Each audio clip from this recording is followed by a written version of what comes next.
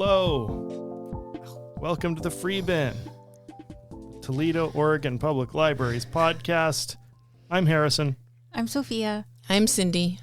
And we're here to talk about winter holidays today. But not just any winter holidays. Not just any winter holidays.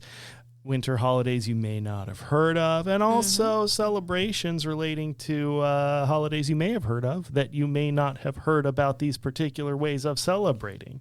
Right. Yeah. How's that for a sentence? Yes. Yeah. It's a little bit run on. A little bit. A little bit. A little bit run on there. Okay.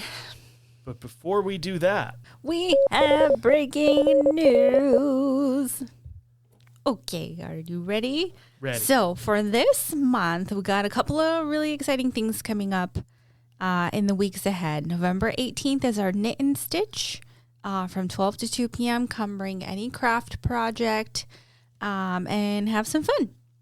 The whole month also, we have a cozy blind date with a book. So stop by the library for a mystery book that also has a bag of tea in there for you to enjoy. Get cozy. And on the 21st, we have Trying Instrument with the Newport Symphony Orchestra, which will be and they'll be at the library with 2 violins and 2 cellos for children and teens to enjoy. So please come down, try it out. It'll be great. And on the 22nd, we have Sea Glass Trees, where people will be making Christmas trees made of sea glass. So we do have, I'm pretty sure it's all full. You can get on a wait list. Get on the wait list. Yeah. Call us. Get on the wait list. And that's what I got. That's what's coming up. all right. Yeah, that's it. All right. And Harrison brought, what did you bring for us today, Harrison? I brought Mountain Dew Infinite Swirl Pineapple Berry Soda. I want everyone to know it looks radioactive. It's definitely more of a shampoo blue color. It's not a food blue, No. really. It's kind of a, well, maybe it's just cloudy. Yeah, it's kind of got an opaque blue. Yeah, I can't get over Maybe. the color scheme. It's every color, so Yeah. but it's not like a fun Roy G. Biv rainbow type color. It's like the weird in between colors that all hurt your eyes. It Yeah. looks like if someone were to make an off-brand rainbow, it would be these colors. It does kind of look like the Temu rainbow. Yeah, it's a slightly faded Yeah. but harsh. It's very harsh. Yeah, yeah, yellow, aqua, and kind of a red. It's not red. It's pink, kinda. Yeah, it's Melon. It's melon. yeah, it's it I doesn't don't look know. nothing about this really says food. No. And here we are. And yeah, I picked this one out because I saw it from across the grocery store. The And blue just stick saw out to this, you? yeah, this was like, very harsh looking. You must. I wonder if it glows in the dark, That's. or if it. Oh, it does. A little It is. It's kind of luminescent. Oh Oh yeah, it's like It's like phosphorus. yeah, you could make a lava lamp out of this thing. no! Good. You could. Oh man, here we go.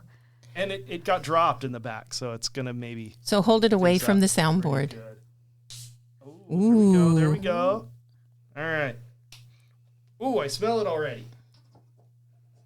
Well, I'm generally a fan of like pineapple in things. I like pineapple. I don't know I don't know what an infinite swirl is, so I'm pretty sure I'm not gonna know, what that is.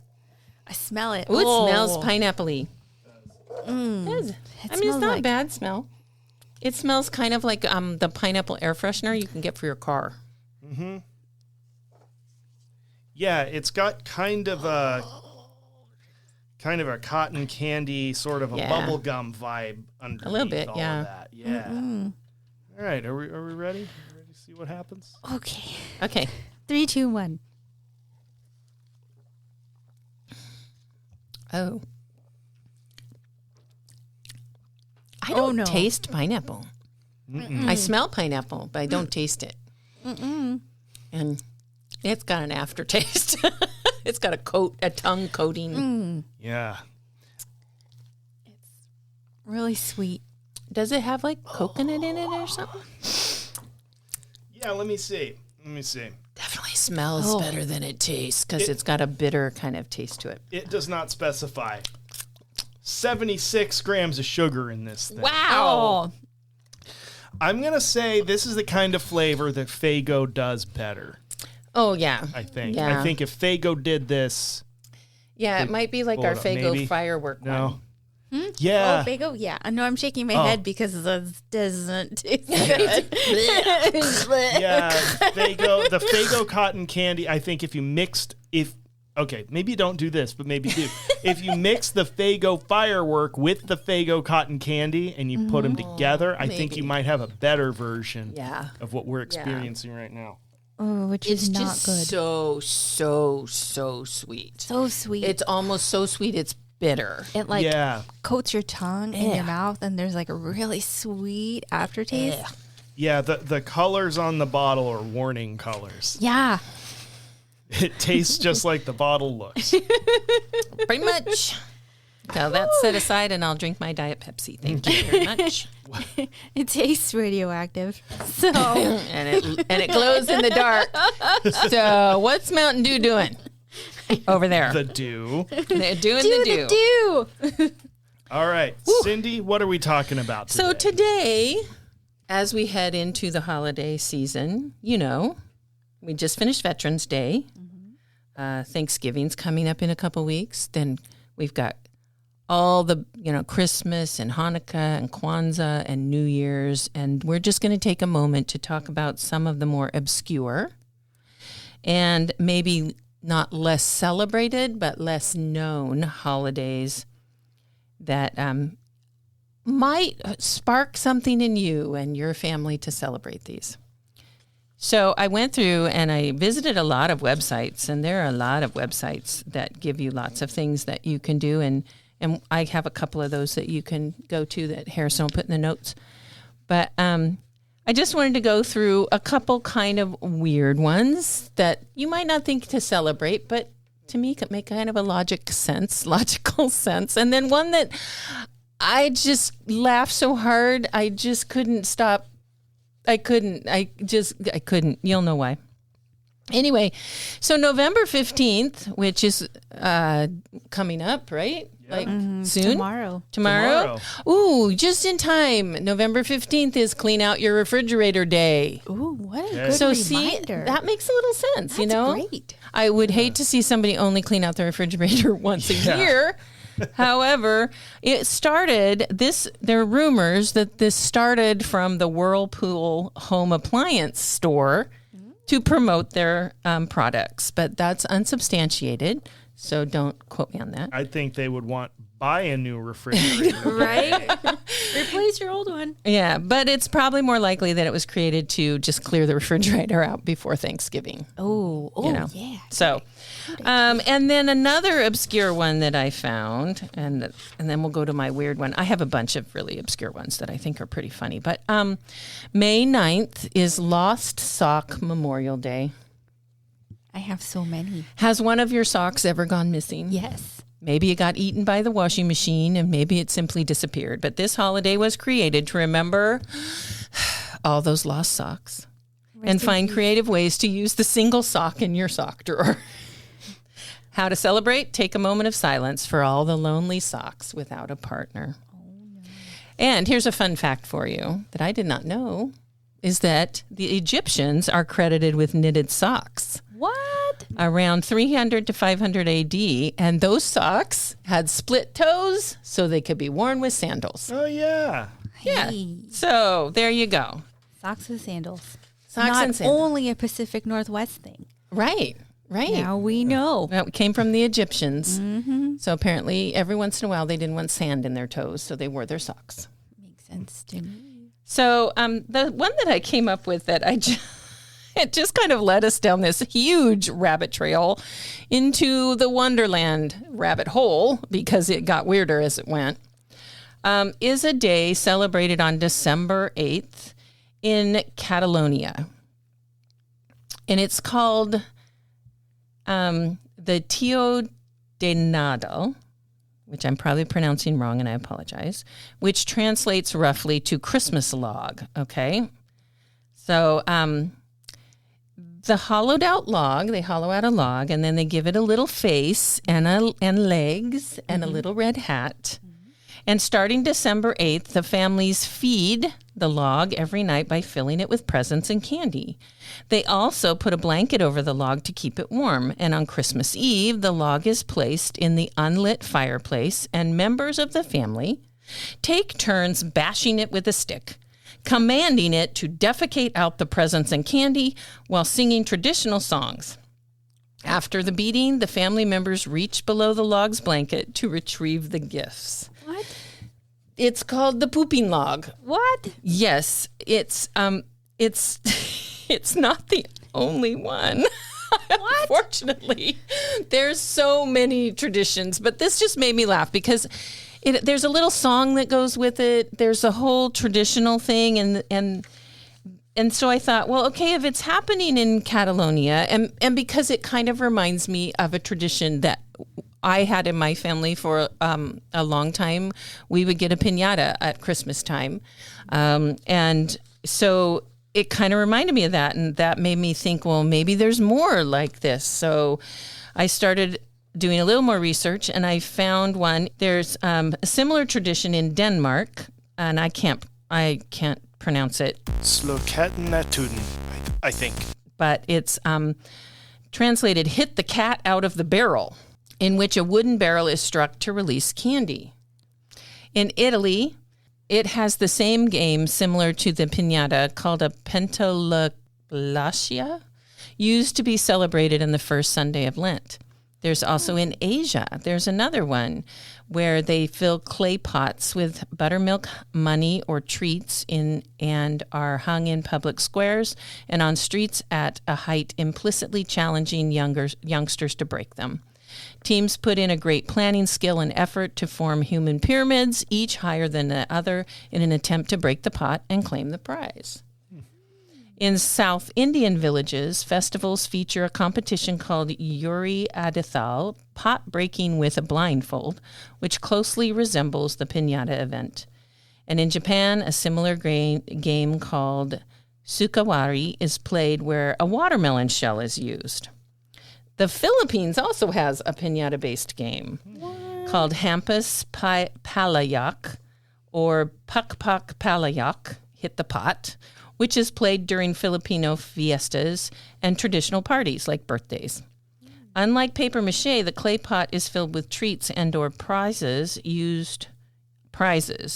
Oh, so a clay pot is filled.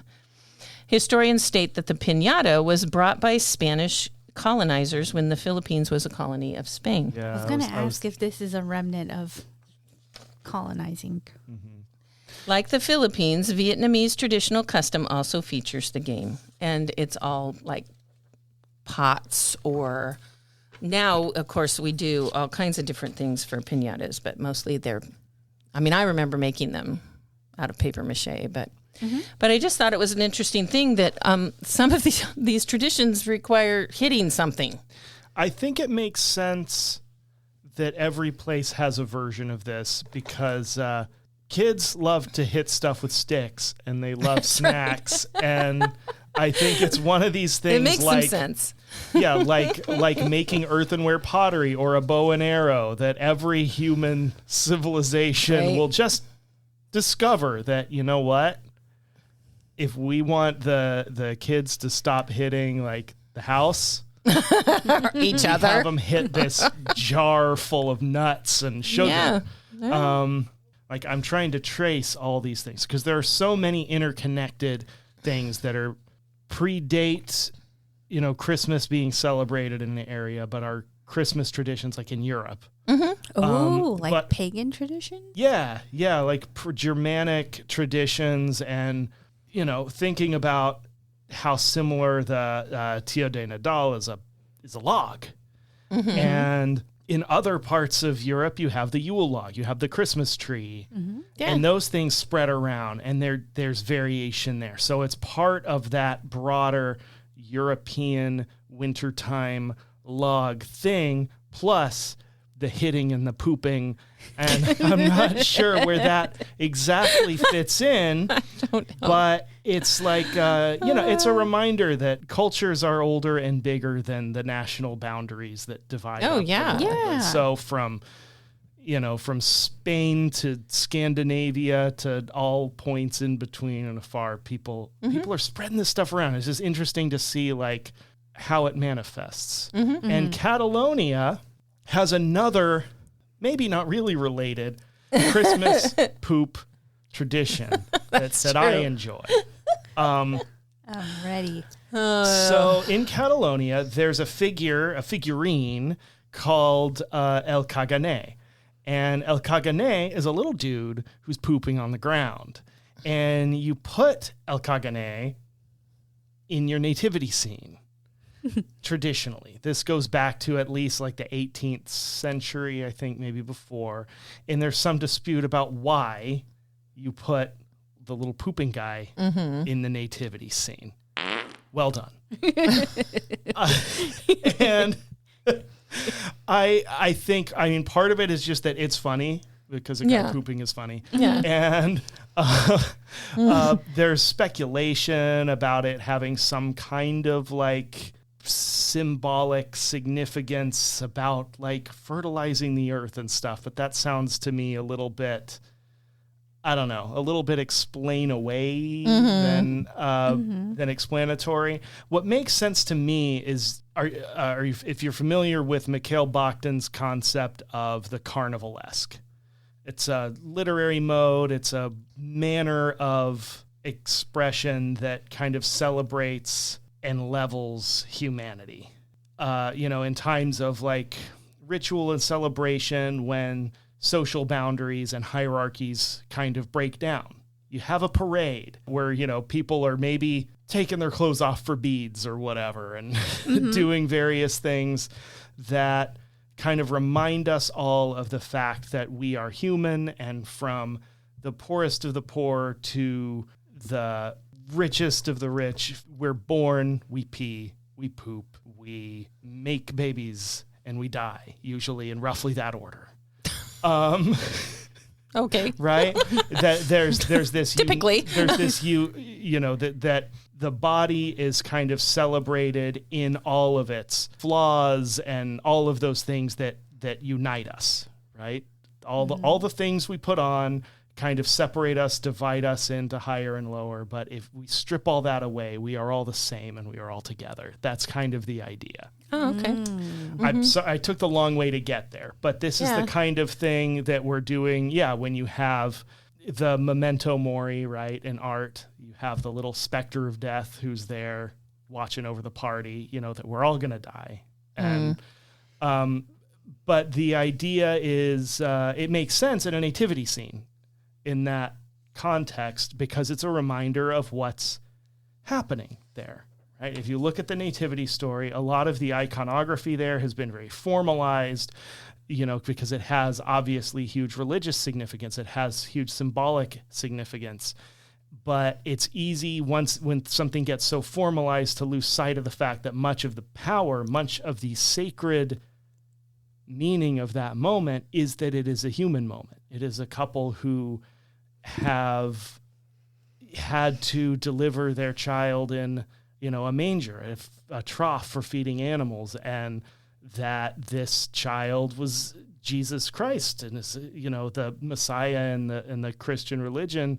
And if you sort of over formalize that, you sort of lose track of the human power of that moment. And so having the pooping guy, as ridiculous as it is, it pulls you out of that, that iconography sense and reminds you this is what this is about. This is a moment that is hard and is human and is humble.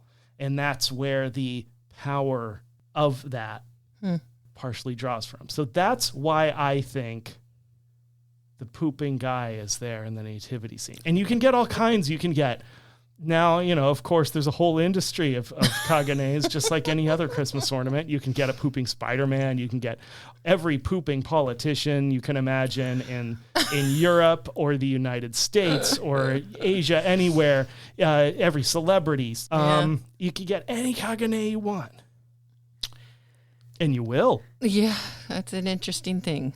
I probably won't put one in my nativity set, But. I might just get one to just have just that. You should hide it. Just there. Sits on the shelf. Makes a statement. At your desk. Yeah, just a desk. Just an all-purpose year-round Caganer. There you go. To serve that purpose. To remind you that it's humanity. Remind me of humanity. That's right.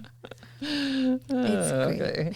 And Sophia's got some here. I do. Some other holidays, because we've been talking about Christmas a little bit. I brought so I just did World Kindness Day for Storytime as a theme for our Storytime. So I decided to bring it up on the podcast. So it was on November 13th this year. We celebrated it at Storytime on the 12th.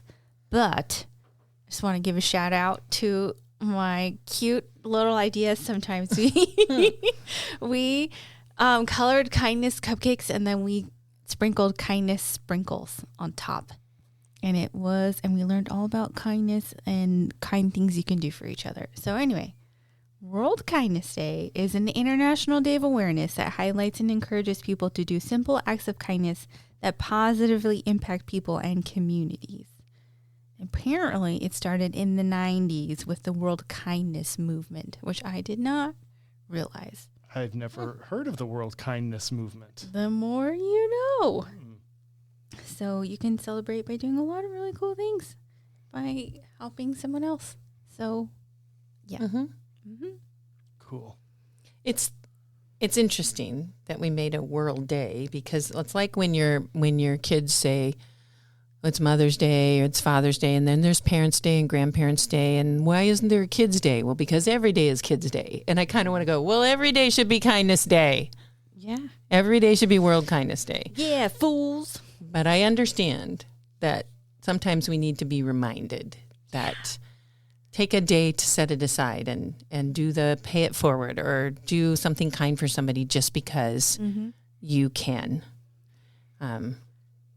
Just because I can think of a couple things, something that happened, and this is off the topic a little bit, but I think in the terms of kindness, and you guys can be thinking while I talk about this because you need to share too. But something kind that happened to my daughter. Now I've had lots of kind things happen to me. People are so great, honestly. But I remember my daughter coming home from in the Midwest. She has 5 kids, and she was at a grocery store called Aldi's, which is the Midwest version of Trader Joe's. Mm-hmm. So think smallish, weird stuff. And she had her cart full. She's got 5 kids with her, and she gets to the cash register. They ring it all up, and she doesn't have her debit card. Okay, so she's totally 5 kids, and probably one of them was a baby. 5 under the age of 8 or something. And this woman behind her just looked at her and said to the clerk, "I got this," and paid for her groceries. Wow. And my daughter's like, no, you have to give me your name. I'll pay you. I just don't have my card with me, but I'll get and the lady's like, "You will not pay me back." Wow. And that to me, I mean, how many times have I stood there and maybe watched somebody fumble for money or for something and gone afterwards, I could have done that. Mm-hmm. Why didn't I just do that? Yeah. And I think it's just taking the time to be really intentional. And maybe that's why I want every day to be World Kindness Day. Mm-hmm. We should just put it on our calendar. Today's World Kindness Day, and so is tomorrow, and so is the next day. Mm-hmm. And just think, what one kind thing can I do today? Yes, that's a good idea. Something I realized, and I don't always practice this, but I used to be more prepared for this when I was working in a job where having certain tools all the time was necessary. If you want to save the day on a fairly regular basis in a random public situation, you should carry 2 things: a Leatherman and a multi-tool? small, yes. Okay. I recommend the Leatherman Wave. I needed that for work, and I realized how often you need a screwdriver or a little pair of scissors. It's got everything you need, basically. You carry one of those around, and then you carry around a small puppet. Finger puppet's fine. Okay? Because at some point in a given week, you're going to run into a situation where somebody needs those little scissors, somebody needs that little screwdriver or a file, and you'll be able to step in and solve that problem if you've got your Leatherman, right? Also, babies freak out all the time. And it is really hard to deal with when you're in public and your kids are freaking out and you know that people are looking at you and it's drawing attention and it's stressful. If you have a little finger puppet that you can like slide over to a parent, just hand them a puppet. Give them a puppet. Little finger puppets you can get in bulk, right? Just give them a puppet and here, try this. Yeah. And then just walk away. Wow. Yeah. That's such a good idea. Because the thing with that, like when your kid's freaking out, and I had a kid that freaked out regularly on the regular in every grocery store we went to because he couldn't stand the way the lights buzzed. And there were people who were like, "Hey, would he like a sticker? I've got a sticker." Or do you need some help carrying your groceries out? Or are you okay? And then there were people who were like, "Why don't you just spank that kid?" Or why don't you just, if you were, and I don't know how many times I have just looked at people and gone, "That's not helpful." Yeah. And I think there's just that. There comes a time when you get in a situation and maybe you're tired and your head hurts and you're standing behind the lady in the grocery store whose kid is screaming and for whatever reason, it does not matter. You have a choice right at that moment. Am I going to be kind or am I going to be that person? And I hope I always choose to be kind. Yes. And never that person. Yes. Even if I don't feel like being kind, I feel more like that person. And I think that's just, if everybody kind of practiced that, wouldn't that be a better place to live? Yeah, I agree. Wouldn't it be? Yeah. I've had a lot of moments of kindness this past couple weeks. Not things that I've done, but things that people have helped me with. I think it's hard for me to accept help sometimes, but like I've had people like help me carry stuff to my car if it's like a really heavy box, or help me carry groceries that I purchased for our food pantry to my truck. Just little things like that to just remind you like moments of humanity and like kindness, fills your cup. Speaking of the food pantry and kindness, we are running a little low on some stuff, folks. So if you hear this and you are able just to bring something, what have we given away? We've given away all our bread, correct? All our bread is gone. I noticed that there's like our cereal is gone. The cereal's all gone. The evaporated milk is almost all gone. Yeah. Almost all the canned fruit is gone. Right. What else? So there's other things too. Like if you find a good sale like on laundry soap, bring that. If you find a good sale on toilet paper, which honestly we don't have a ton of room, but we can store it. I don't know. Maybe not. I'm trying to think. We have a little bit of room. Right, but I'm thinking, I just am saying, if you find a good deal and you think about us and you think about the people who are not able right now to it doesn't matter what the government's doing. There are always going to be people who are struggling. Yep. And so, just reach out and say, hey, I can buy if these can't, look, it's beans or 2 for $1 or, fruit cocktails on sale, whatever. It would fill our hearts if you would come and fill the shelves on our food pantry here at the library. Yes. Donate at the front desk. We would appreciate it so much. Yes. Okay. Sorry. Got off. I got off on that. What else you got, Sophia? International Talk Like a Pirate Day. There you go. It is a day that is celebrated at my house. And your husband very kindly, see what I did there, came dressed as a pirate for my Talk Like a Pirate Day story time and led us through our treasure hunt through the library, which was so fun. But apparently it was started by two dudes in Albany, Oregon in 1995. Yeah. Who knew Albany was a hotbed for pirates? in the middle of the valley. No ocean in sight. None. At first, an inside joke between two friends, the holiday gained exposure when their names are Bauer and Summers. They sent a letter about their invented holiday to the American syndicated humor columnist Dave Barry in 2002. He liked the idea, promoted the day, and it later appeared in their Drunken Sailor sing-along go-go video. And then a film musician Tom Smith wrote the original Talk Like a Pirate Day song in 2003. Yeah, look that up. It's fun.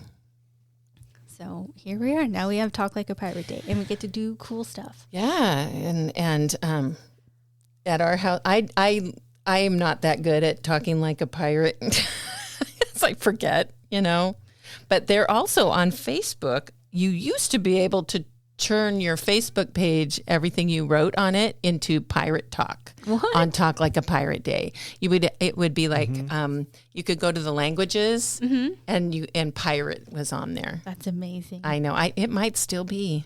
We'll have to go check. Maybe the library next year will talk like a pirate all day.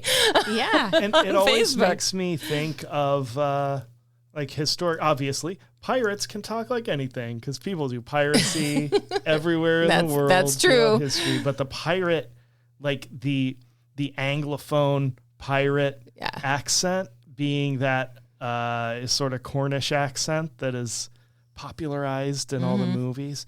It does always make me wonder during like the quote unquote golden age of piracy, that late 17th century period, like what was the common dialect or accent? Because a lot of them came from Europe, the Netherlands or England or Scotland or Spain, but then they were recruiting throughout like the West Indies through the colonies, and like how much of your pirate crew would sound, European versus how much might be like the beginnings of like, Jamaican patois that might have been developing at the time. It always raises those questions in my head. Like if you could go back in time and just listen to a person in that period of history with all those different places intermingling, because now we've settled out to having like linguistically interesting stuff that happens in the Caribbean, We've got Jamaican accents, which sound so much like Irish accents, and just everything from everywhere. It's just, I don't know. Yeah. And so that's a kind of a digression. But an episode about linguistics, dialects. Yes. Influence. It's interesting too, because it's really, I think when I think of Talk Like a Pirate Day, I think of the typical movie pirate, so the one that would say "Arr, matey" and all that stuff, but you have to into that linguistic soup. I'm would the also captain now. Look at me. would be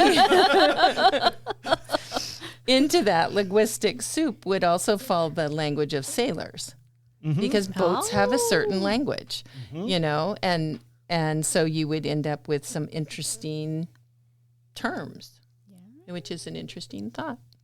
I don't know.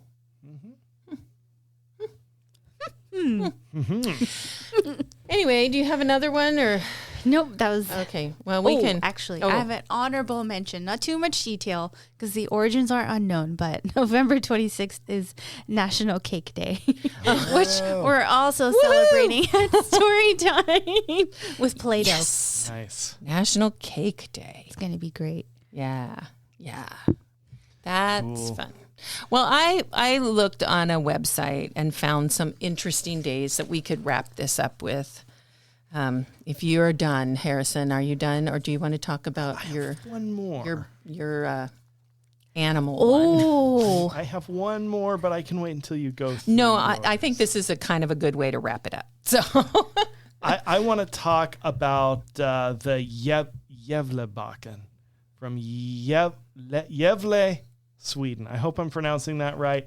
I've had to look up some pronunciations because Swedish I'm not good on, and Catalan is it's a little bit French influenced, a little bit Spanish influenced, and that I always guess pronunciations wrong on that basis. Right. But in the city of Gävle in Sweden, they have a goat, which is a big straw goat. Right. And it's huge. It's like building size. Like not to be confused with the goat from Jurassic Park.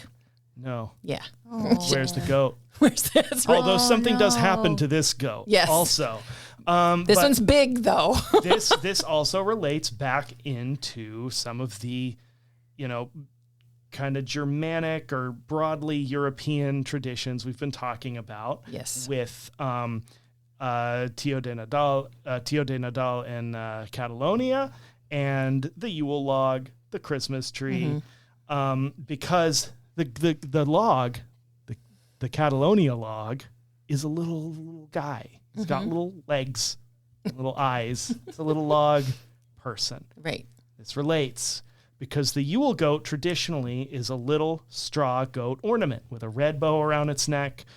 It predates the celebration of Christmas in Europe, but of course, as Christian missionaries spread up through Scandinavia and, those Germanic areas, those traditions got transferred over to being Christmas traditions. So you still see the Yule goat as an ornament a little bit still in Scandinavia, and in parts of like the Scandinavian diaspora. So like in the Midwest, there's some towns where have you seen a Yule goat out in the wild? I didn't live in Minnesota. Okay, so not in that part. So it wasn't in that part. No, Minnesota probably had their goats. Minnesota. Yeah, Minnesota. Minnesota. Oh, we're really butchering that, and I apologize to anyone from Minnesota. Minnesota. You all don't talk like that. I know that. So it's interesting. It does hang on. But in Gävle, they make a giant version of this. And they put it up for Advent, and there's an annual live stream 24-hour webcam that's trained on the Yule goat, so you can see what I love that. the Gävlebocken is doing or not doing. Does it move? It's not supposed to. Oh, okay. Just checking. But most years since the city's been doing this, and it dates all the way back to 1966. Yes, back when... That's relatively young for a tradition. Mm-hmm, yeah. All the way back to last century, to a time when the Beatles were still a little boring. What? I think the early Beatles was a little boring. What? That's another podcast. Okay, I'll leave that alone. I don't think they were really interested. I don't like a lot of the Beatles stuff before a year after that. Anyway, sorry, digression. Yes. Most of the time, somebody burns the Gävle goat down. Like 42 of the goats that have been constructed have been deliberately set on fire. There's a fire station not far from it, so usually it gets extinguished pretty quickly. It is not sanctioned. It is illegal to set fire to a giant public straw goat, but it has become a meme since it has happened. And since 2010, the big IKEA store in Iceland, in Garðabær, I think, they have a version of the Yule goat, right? They have their own, I forget what they call it. It's obviously not going to be the Gävle goat, but it's a Swedish company, so they have a big goat, straw goat outside their flagship store. People in Iceland burn that one down too. What? I love it. Repeatedly since they started doing it in 2010. People just love to burn this huge goat wherever you put it. Bonfires and big things burning seem to be traditional somewhere. Hit it with a stick, get candy out of it, set it on fire. Yeah. There's just some sort of need for catharsis. Maybe, in the winter. In the winter, and I don't know. Yeah, I don't know how universal this all is. We've talked a lot about like the European traditions. These all sort of spread out. A lot of this from Spain, from Germany, from Scandinavia to that kind of area. Yeah. I don't know. Well, I've been reading a series of books that are set in Scotland back in the 1890s ish, and the bonfire thing, burning of the goat, reminded me of something that they do in Scotland called Hogmanay, and they celebrate, and I won't go into it much because it's really kind of interesting about the history of the Scottish Christmas traditions, because Christmas was banned in Scotland. And so Scottish people decided to celebrate Hogmanay after December 25th. So it's kind of their New Year's thing. But they throw burning things around.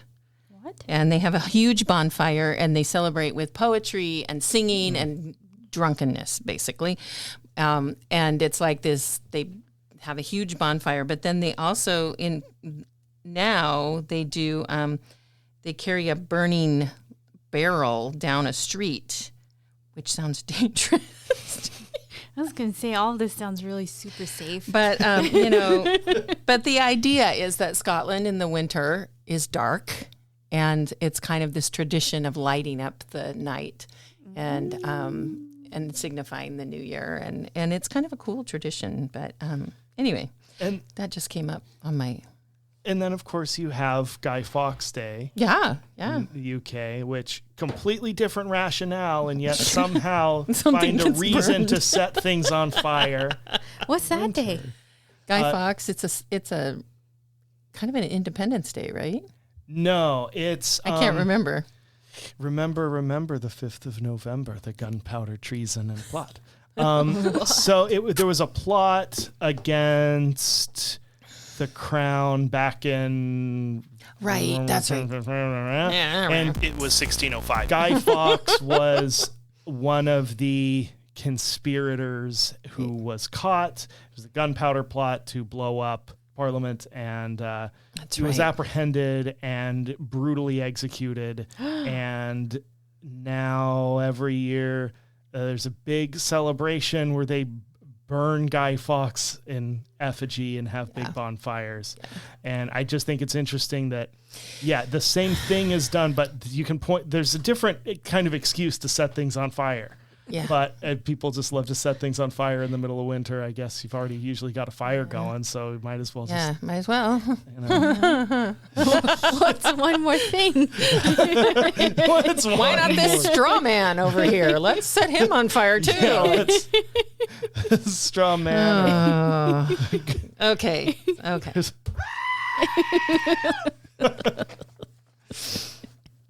There's our goat. I almost forgot. You have a goat? I have a goat. Oh, dear. I can't hear it, so probably a good idea that I don't hear the goat. Anyway, to lighten things up away from the burning things, I have a few more celebration days that you might want to put on your calendar. Okay. You guys should sit in the booth with me some days. I'm just saying, it gets a little out of hand. I can't stop. And Mama Cindy sits here and looks at them, gives them the look, and they just kind of laugh at me. And Sophia's having a conniption next to me. It was the goat scream. Okay. Well, these are really going to set you off then. So Really? on holidayscalendar.com, you can find many more things to celebrate. For example, in January, you can celebrate Answer Your Cat's Question Day. What? Yes. I have a cat with a lot of questions. That is on January 22nd. And so apparently on that day, you're allowed to answer your cat.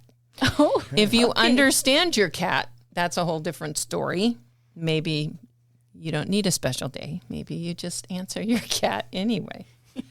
January 27th is Bubble Wrap Appreciation Day, which I kind of get that one. I like bubble wrap. It's fun to get my frustrations out on. But February 22nd is World Sword Swallower Day. What? So the funny thing about this one that I noticed is that it's listed under hobby days. So it's apparently, for some people, a hobby. Yeah, I think of it more as like a career skill than a hobby. It can get you hired in certain places, right? Whoa. Right. I am not a huge fan of that kind of magic illusion, mostly because I just think it just makes me kind of go, ugh. But so anyway, Sword Swallowers Day. So if you know a sword swallower, please wish them happy Sword Swallowers Day on February 22nd. I'll be sure to do that. And I will. I actually am married to someone who knows a few. So there you go. March 18th is National Awkward Moments Day. Now, we can all relate to this, and I think we should celebrate National Awkward Moment Day because every single person on this planet has had an awkward moment. That's every day for me. Yeah, I was going to say, I make sure that day's celebrated. So, March Every 18th, you can celebrate National Awkward Moments Day. April 25th is National Hairball Awareness Day, and you could celebrate that with your cat. Yeah. On National Answer Your Cat's Questions, he might ask you, why do I have a hairball? You know, our cats don't produce a lot of hairballs. That's nice. Good. That's the grossest thing I've ever had to clean up off my carpet. I don't have cats. So July 25th, to go along with National Awkward Moments Day, is National Talk in an Elevator Day. I don't want to talk in an elevator. Well, I don't want to talk to anybody in an elevator. And there's your National Awkward Moment Day. There we go. That goes along with 2 for 1. Yeah, you just celebrate those right hand in hand. Mm-hmm. And finally, and this one makes the most sense to me, December 26th is National Whiners Day, which is fitting for the day after Christmas. Why did I get this toy? Why didn't you buy me that toy? What's on my list? I'm bored. Okay, so just so you know. Also, so you know, if you're feeling creative, you can go to holidayinsights.com and create your own holiday. And the instructions are on the site so that you can submit it. And they might put it on a calendar somewhere. What? We should make one up. Well, I'm sure we could. I'm positive we could come up with something. And if we do, we'll let you know. And we'll put it on holidayinsights.com and build our repertoire around that. So there you go. There's some weird stuff for Christmas or whatever holiday you celebrate. Whatever you celebrate, merry, happy, whatever. Awkward Moment Day. Awkward Moment Day, which happens a lot here amongst all of us. Here we are. And here's our awkward 10-second silence to go with Awkward Moment Day. And where's the screaming goat? All right, I think that's all for me. I'm out. Goodbye. Bye, everybody. The Free Bin is a production of the Toledo Public Library, which is part of the Lincoln County Library District in beautiful Lincoln County, Oregon. Writing by Cindy Bilek, Sophia Kahn, and Harrison Baker. Original music by Harrison Baker. Editing by Harrison Baker and Sophia Kahn. The views and opinions expressed on this podcast are those of the speakers and do not necessarily reflect those of any organization they represent. Good night.